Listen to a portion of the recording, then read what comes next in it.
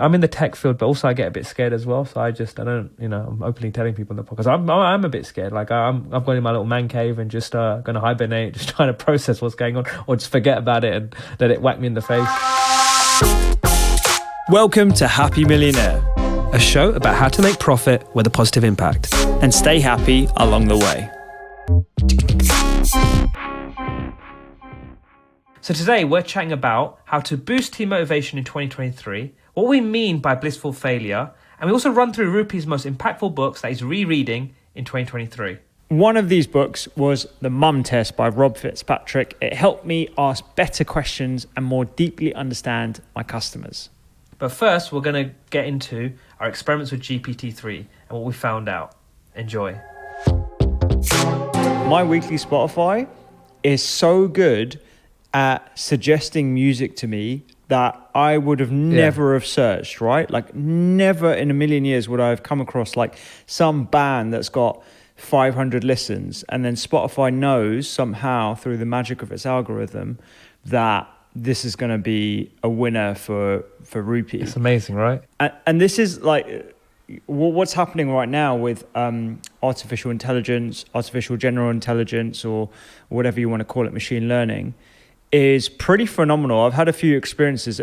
I'm assuming you've messed around with that ChatGPT or whatever. Oh man, it's called. So good. Yeah, so it's had like something crazy like 2 million downloads in the first week, or signups in the first week. The first time I had it suggested to me that AI is going to be like this revolutionary thing, it was when I had a conversation with Mo Gaudat on the podcast about his book, Scary Smart, which I think everyone should read. It's a fantastic read. Oh, it's great. Yeah, I've read some of it actually, but I'm a huge fan of his. It's amazing, yeah. I mean, his previous books on happiness are phenomenal. Scary Smart is a bit of a departure from that. So it's all about how his experience at Google sort of formed his thinking about the way of the world and what he's fearful of, what he's optimistic about. The crux of the book is basically like machines are taking over, and it doesn't matter what industry you're in, you're going to get disrupted. It doesn't matter whether you're in healthcare, it doesn't matter whether you're in CRM, B2B SaaS, whatever it might be, including the creative aspect. And I didn't believe that. So when I was chatting to Mo, I was like, look, mate, there's no way like, it's going to replace a podcaster or a musician or, a recipe creator, a chef. Like, how can you like generate this like this amazing creativity, this intuition? It can only come from like years and years of refinement. I'm wrong. I'm completely wrong about that. And I didn't realize that until I started messing around with this chatbot. ChatGPT, blow my mind, man. You know what was scary? In Bliss Growth, we were answering some questions back from one of the candidates, and there's some really hard, deep questions they had about one of the ideas we're looking to launch. And tell the listeners about what Bliss Growth is, because I don't think we've talked about it properly in the pod. So Bliss Growth is my startup studio. So think of like how Warner Brothers, all of these, or even like musical, like think of the labels, right? How they put together musicians, in the case of music label, musicians and songs, they really tie those two together. We do the same thing in Bliss Growth, but with ideas. So we come up with business ideas that we believe are huge, are going to be ones that will make a big difference to the world. And at the same time, we try to find founders or the relevant people to build these businesses with. So we're really the middle goat between these ideas and also find the right founders. So it's like a studio, which is really fun and exciting. It's all about creativity. It's about identifying problems and also trying to understand who's the right human to solve this problem. Yes, we support them, but really that person will be leading the project. So, essentially we're speaking to one potential founder about this idea. And they gave 3 very technical questions to us. And we replied to 3. 2 we did as humans. We typed it, right? We're still a computer, but, we typed it. And the third one, we threw it to the machine. And the machine reply was like better than our response. And I was just like, oh my God, I don't really need to write back. Like it was genuinely better. And I even asked for my second company, Reece, is about allowing businesses to send gifts to anyone. We basically said, hey, write what a software would look like if it was doing gifting. And it basically wrote down how we would describe our business in a better way than what we would have. Like, it's mental. These are really well thought, structured sentences that are actually as good as a branding strategist. Yeah. Like, I'm being serious, is that good? So Yeah. it's very scary. I'm not, to be honest, I haven't really thought deeply about it. I think there's so many use cases of how this is going to work, but I don't know. I'm one of those, weirdly, I'm in the tech field, but also I get a bit scared as well. So I don't, I'm openly telling people in the podcast, I'm a bit scared. Like, I'm going in my little man cave and just going to hibernate, just trying to process what's going on, or just forget about it and let it whack me in the face. I don't know, even me, who's at the forefront of all of this, I'm a bit like struck by it. My prediction is that two core things are going to have to come back into play. One is universal basic income. And I think our focus is going to be on different things. It's not going to necessarily be menial tasks. And I say that with a lot of reservation. It's going to be on sort of like more inward looking. And I think happiness, not to plug the podcast, I think happiness is going to be the core sort of focus for the human race once robots and artificial intelligence systems have figured out a lot of things. Because if you think about it, if you like disassociate politics from politics itself, and you literally allow an intelligent system to make all the decisions to increase revenue generation, to maximize productivity whilst lowering environmental emission output, you know, a lot of the big problems that are caused by humans can be fixed. And then the big thing is happiness. So how do we optimize for happiness? Those are the things that we're going to spend a lot more time thinking about. All right, what have we got? What topics have we got? Okay, so these are the books that I'm rereading in 2023. I think people always have like, you know, this thing, oh, these are the new books, or this is the latest thing, or I'm going to read. These are the books that I'm rereading, right? Because I think some of the best books are ones that I've read multiple times and ingested and actually put into practice. So the first one is Michael Singer's happiness book. I forget. So. Yeah, that one. Do you know what? That's on my list as well, funny enough. Is it?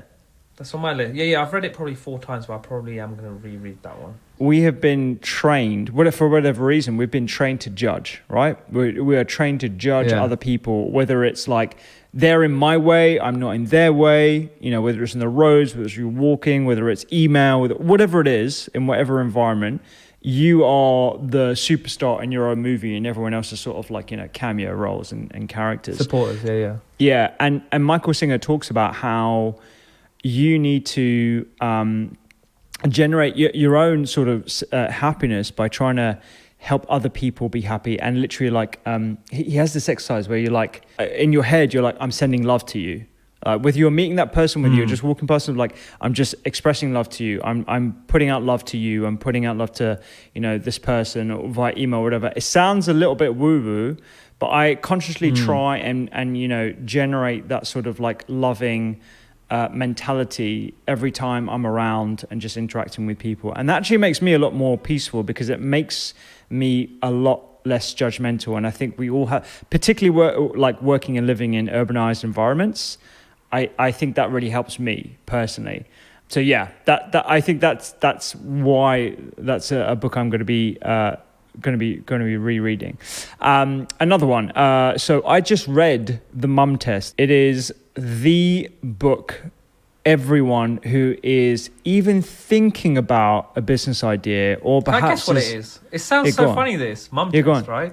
Is it to prove, like, to determine whether you're in the right zone to have a kid or like to be loving, or is it like to determine, like, I don't... Actually, go on, I'm going to stop playing this game. It's a crap game. Go on, carry on. It's a book about starting businesses or starting ideas or starting like a side hustle, whatever it might be. But it's basically a way of interviewing potential users and figuring out whether you're actually providing a solution to a problem before you start anything. So yeah, nothing to do. And the reason why it's called the Mum Test is because like...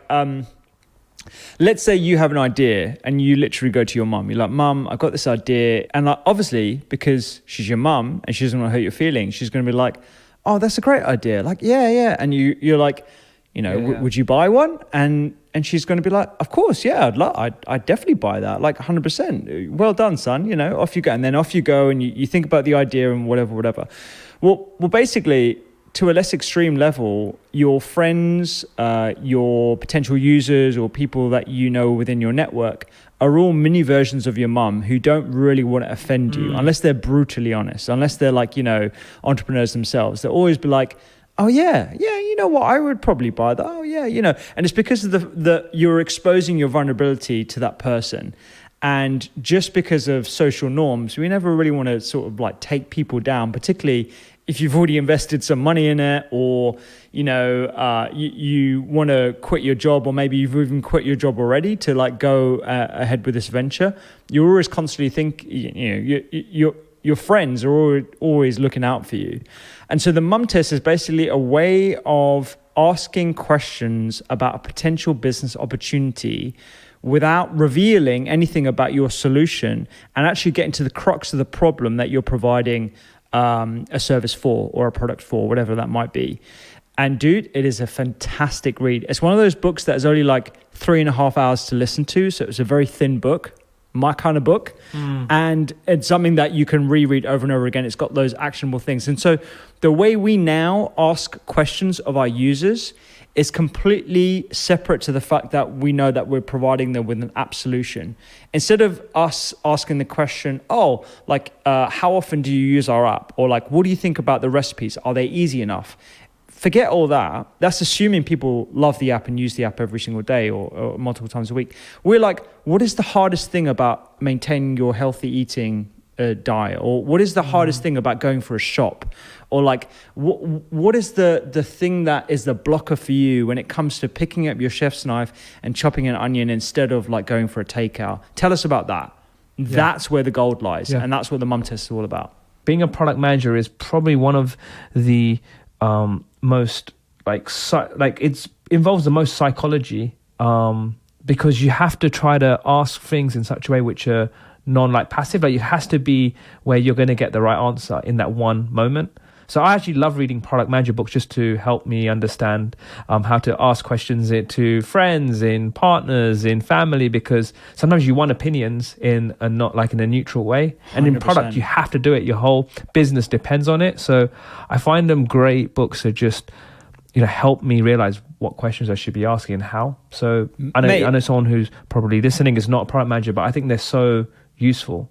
It teaches you to be a better listener and to have better conversations. This whole like user research piece, it's fascinating, man. It's great. And as a doctor as well, I think I've already got that sort of level of deep questioning that is part of our DNA, or it's the way we've been trained. But yeah, it's just like heightening my skills in this area. Okay, so you're gonna read the mum's test. You're gonna read the mum test. Untethered Soul.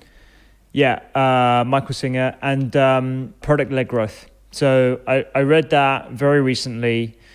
It applies to anyone in that B2B or B2C area of subscription or SaaS products.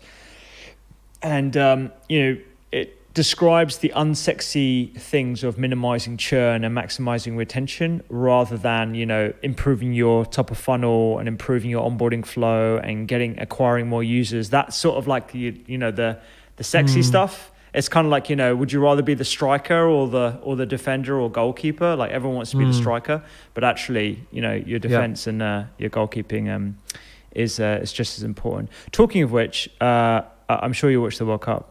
Yeah, I've changed the subject, but yeah, I feel, it's an incredible event, and it was really good football all the way through. The conversation of Messi, Ronaldo comes up all the time, and after Ronaldo's, recent random bursts, I feel that the right guy won.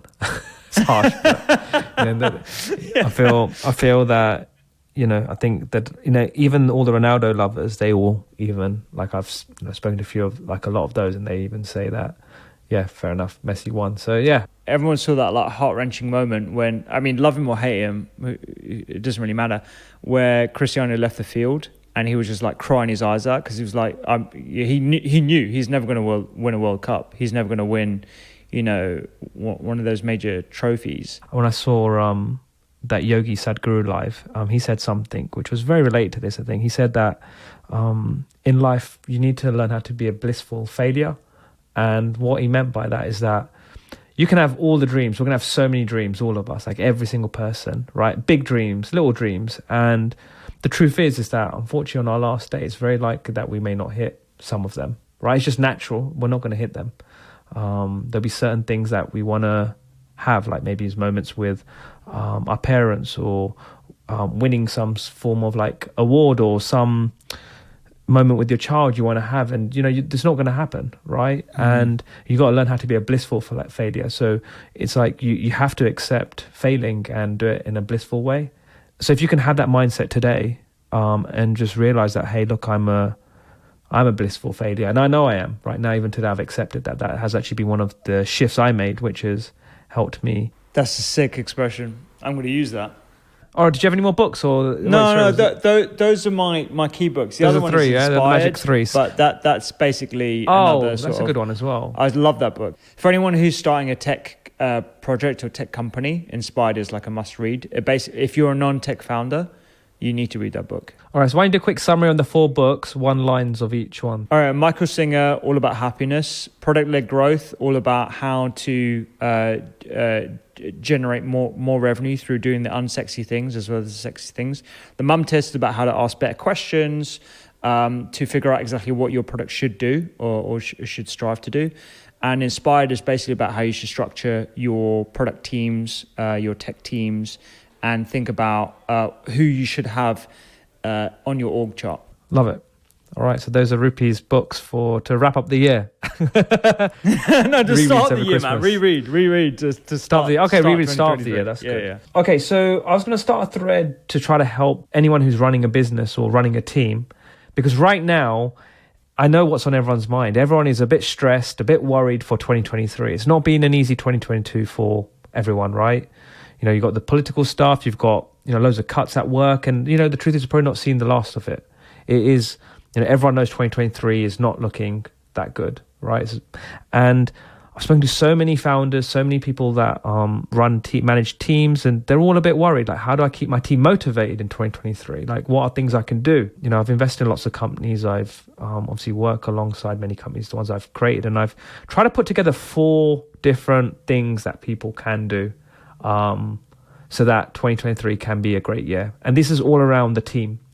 So I've got 4 things, all right? So I'm going to kick them off. And I don't think they're new things, but hopefully there's some nuances about each one which might help. So I'll go a bit deeper, all right? All right. So tip number one is have a great all hands in the diary. So in the first 2 weeks of 2023. So what is an all hands? It means, just gathering everyone in your team, in your business. If you're remote, having that Zoom or however you communicate with them, and you want to get everyone together. And in that meeting, and this is also part of 2023, right? And all of my points touch upon it, is that it's all about clarity, right? Have absolute clarity on the vision, where you're going, your goals. Most businesses have cut down budgets, cut down resources. You can't do everything now, right? So your goals have evolved. And also your vision might have changed, right? Maybe the vision might still be the same, but the way in which you execute it, i.e. the mission, right, that might have changed in all businesses. So I feel there's this important period right now for the top people who are running the businesses. So we're talking about, the founders or the CEO and that core group. They've really got to be absolutely clear on what that vision is. And trust me, if you're not clear, you're not going to inspire your team. And if you don't inspire your team, then 2023, you're just making it harder for yourself. I wish I could share my screen. I'm literally... you've done it, yeah? I'm working on a vision doc. It's been taking me months, man. But I've been working on a vision document that I've been planning on sharing with the team, which spells out, what our sort of like key metrics and goals are for the next year. But B, also, this is something I got from a friend of ours. You give this pamphlet to your customers, and it basically spells out like what the company is doing in 5 years' time, and it's basically like a vision board that you're very, very public about. And so I'm basically trying to give that to my team as well, and just be like, this is what we're going to be doing in 3 to 5 years' time. This is like kind of what we're working for. These are the immediate goals, and this is sort of the trajectory of motion. So yeah, you have to give that clarity right now, and and what you're doing is perfect, like having those takeaway items so that once they come out of that all hands, they know what's going on. So in my mind, yes, you can do these meetings. That bit's easy, right? And yes, you can do the basics and have the basic information. But the third, like the real level 3, and this is the most important one, is like how deep and how clear is it really going to be? Because I think number 1 is easy. Number 2 is pretty easy. Number 3 is like harder. And number 4 is even probably the hardest because you need even more time, but it's to make sure all the execs are aligned with that message. Because what always happens, I've done this before, right, is I rock up in the all hands and like I think I've smashed it, but then some of the execs then come to me, hey, like, are you sure about that one? Actually, they're right. Because I haven't really run it past them. So sometimes this is what happens, is that, you know, founders or the main people are doing this little bit, no, it's not little, but they're putting this information together, but it's not aligned with everyone. So that's like bonus number 4, is like align it with everyone, right? And then I guess there is actually a level 5 now on that I'm brainstorming. Level 5 is once you've aligned with, you know, you've got, okay, number 1 is you present, like you've agreed to do the information. Number 2 is you present the information. Number 3 is actually you've got your exec team. It's very, very deep and absolute clear. Number 4 is you've got your exec team. And number 5 is then making sure your team can then collaborate and help you on that next step. That's number 1. So getting the all hands. Okay, number 2, this is around the personal development plans, PDPs, because right now, if you're an employee and, you know, and you are good, you want to know exactly what your career progression looks like. You want to know how, like, maybe your title changes. You need to know roughly what the salary bands are if you do get a C progression. These are the absolute items you got to do to get that promotion. Like, that level of clarity needs to be so clear that that person is excited to stay, right? Like, that's the level you need to aim for. Number 3 is managing expectations. So I feel now we're in this era where people, i.e. people that work in businesses, they really want balance in their life. And businesses want more output. We've got this huge misalignment. And so I feel what's going to be, again, very important, again, that word clarity comes in, and just like what is important and what isn't. That communication of both people speaking and being honest about the challenges they're having, i.e., you know, if you're an employee, you're going to say, hey, look, I need to enjoy my life as well, you know, at certain points, right? Because I need to go do my things. And at the same time, the manager has to be honest, say, look, I'm getting pressure from the top. Can we do this or can we not? And like, those conversations are going to be so important for 2023, I feel. That's my prediction. And just being able to communicate better, but also managing expectations is going to be a big part. All right, the final one. I hope everyone's enjoying it, but this is the final one. This 4th one is like working with the best people. So I think if you are good at your job, you want to 100% work with other people that are good with their job. And unfortunately, there are people that probably aren't all in, right? And that's normal. It's in all businesses. You find 10-15% of people that just aren't all in. And I feel like, unfortunately, in 2023, it's going to be so important because you've already cut down the team. It's really important that everyone is stepping up and doing their part. And also ensuring that businesses, and it ties to working with the best, is the quality of hire is very important. So businesses obviously have to hire new people, and the quality of these people is going to be absolute key, because I feel that's not a metric that's talked about much. People want to work with the best, and that quality of hire is going to be a big topic. So those are my 4. So yeah, just to summarize the 4. Number 1 is having an incredible all hands meeting in the diary already, and just be absolutely clear on your vision, goals, and culture. Number 2 is having really good PDP, so personal development plans for each person. Be clear on how they can progress, how their titles will evolve.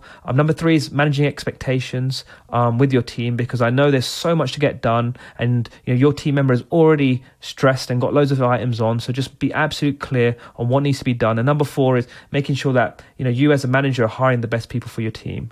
Removing any underperformers or people that probably aren't the right fit for that team or role. And, ensuring that the future people you hire are the best. So that quality of hire is really important. So those are my 4 things. That matches on quite nicely with this Sifted article I read earlier in the year, actually, about, at the time, it was like massive demand for technical officers and very little supply. And it's like, well, what are they actually looking for? And it's about vision, it's about team fit, it's about culture, all those sort of like, I mean, you could call them intangibles. I think there are definitely tangible things that you can do to create that within your company. But yeah, no, those really do align quite nicely with that. I think it's just about the depth, right? I think that's what it is. More about the depth, right? I think these things are all obvious, but there's just levels to how you execute them. And I think that's where you determine who's, if you're a great manager or leader, and if not, it's like, because you have to go really in the weeds, and it's really difficult to do these things really, really well. It's really, really hard. It's a bit like going to the gym, right? You know the routine of what to get done, but like to do those extra reps, or to do those look at your form, to do those extra reps, to stay in the gym for 45 minutes rather than 20 minutes like me. You have to. Dude, you're obsessed with the gym right now, right? Aren't you? I can tell that. Oh yeah, I've got my PT. But I think gym and exercise, like that game, is so applicable to so many things. And because I know my gym instructor always says, hey, there's levels, come on man, there's levels. And I feel like that is it's like with everything. Time in market, man, for sure. Amit, do you want to come on? No, I'm worried that chatbot is going to take my job, man. Let's bring on told you guys about it. /GPT3. Okay, so main takeaways for me was on the mum test, you were talking about, initially you said when you ask people for feedback, they kind of don't give you proper answers because just the way society is, they don't want to hurt your feelings. And, you know, when you come across a problem like that, you kind of think, oh, that's just the way people are. But you could actually just reframe it as to, oh, shit, maybe I'm not asking the right questions. So it's not really a problem with society. All this time, I've been asking the wrong questions. And that's why people give me these like rubbish answers. So just think of ways that you can frame the question so you get to the crux of the matter and so that they don't have to offend you. And the second part of it was when you're asking them more about your problems, their problems rather than your solutions, you're really listening to them rather than just trying to say your bit. And then the second takeaway was for the stay motivated bit. So you guys talked about doing it on a team level, which was the all hands on meeting. So getting clarity and alignment. And then on an individual level, setting out PDPs and getting clarity and alignment with that. But there's levels to this. So you could go further with that because I don't know if you remember, Rupy, when you were working as a doctor, we have these kind of annual reviews and appraisals where you're meant to do a PDP and things. What was your feelings when you did that? Box exercises. But that's because it's because everyone is doing it because they have to. It's like a prerequisite for like passing the year almost. Like it's not like an exam you have to pass. It's just like something you have to do. Yeah. And because it's enforced and there isn't like a genuine energy around them, people take the piss and just like, oh yeah, tick box. Sounds like you guys are like chicken factory. It's like, what are you guys got thrown in? It's like a little kid. Like, no, it doesn't sound good. It doesn't sound very personal. It's not great. It's bullshit. No. It's coming from a very like fake place. So like the levels to this is people either don't do these kind of exercises or they do it as a tick box exercise. But when I was working with Jay, like, I don't know if you remember, you said, oh, send me your goals. What do you want to get out of this and all of these things? And holy shit, I never got anything back for a month. I never got anything back for a month. Did you say because I'm used to it all being nonsense. No, just for Bliss Growth.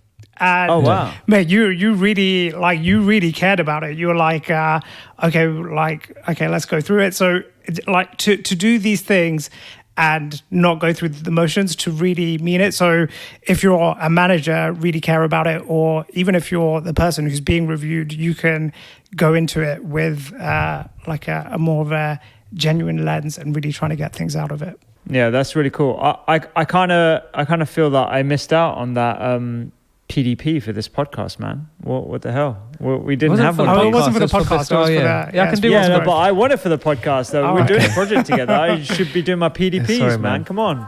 Sorry, I'll do one.